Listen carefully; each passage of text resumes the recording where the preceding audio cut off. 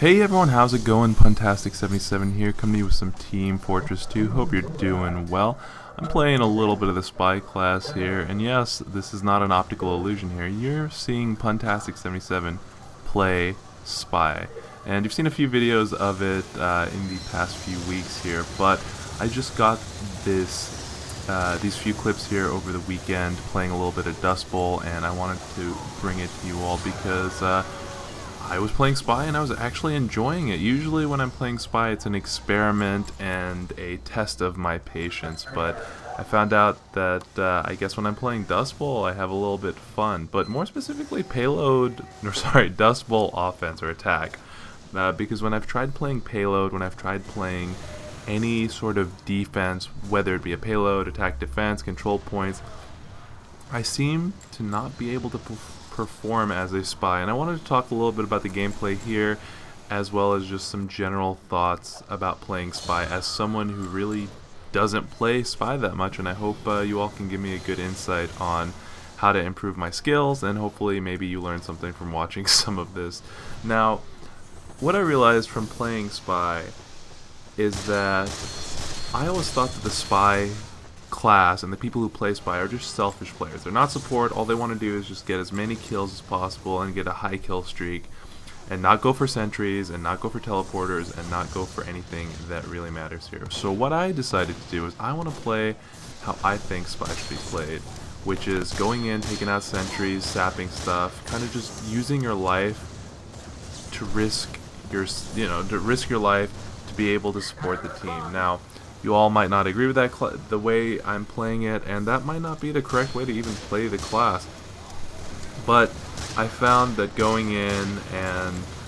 being able to sap something, maybe even get a lucky stab or two or three, was giving me the most success, and I was having the most fun with it. And maybe, hopefully, I can develop from using the standard cloak and dagger, regular knife to maybe something a little bit more advanced, like what I would say a Dead Ringer is, and a Spicicle or Eternal Reward or something like that, because I've always said that if I'm not good at a class in this game, that I stick with the stock or close to stock as possible, and I feel that the Cloak and Dagger gives me an extra safety net, especially using the L'Étranger, which gives you the extra, cloak duration here, which I think I definitely need, because I definitely tend to find myself camping out in areas and trying to get the timing right for Spy to go in and make a move, which I think is my biggest weakness so far, is just being to predict the flow of the game and see, what's happening next and what I can do to act upon that. Because usually when I'm playing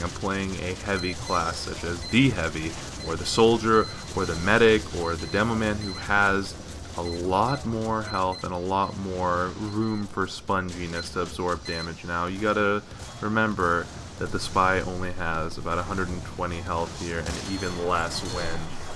he's using a different loadout here, but usually 125 health. So I really have to get myself out of the mentality, and I've talked about it before, of being a front lines player. And it's kind of hard with certain maps like Dust Bowl. There's a lot of narrow corridors and areas where you have to basically be in the front lines and the brunt of the action. But there are ways around that to try and be sneaky, but I felt that being sneaky here, like as you're seeing in the gameplay, going to the sides and things like that, it doesn't really work out too well, but you do develop certain instincts after a while. Like, I wanted to wait until I saw my team was pushing with this Uber, because they'd all be focused on the front here, and hopefully I'd be able to get a few good kills on it. As you can see, everyone is focused, but I'm just not able to capitalize that much on it, and I don't know if it's just general silliness, or if the other team was just not really thinking about it that much, but I was able to cause a bit of damage in the backfield here for a little bit. But again, it just does not feel natural to me what to do, when to use my cloak or to decloak, or what areas to hide, or that's the one thing I really do want to improve my Spy gameplay. So if you all have any tips on how to develop game sense and a way to kind of develop this intuition of when to decloak, when to use the when to cloak, when to decloak, what areas, when to run, when to engage in a fight here, because it just doesn't seem to come natural here. These are all just a few clips from the weekend again. So there's no particular order. It was just whatever I felt was,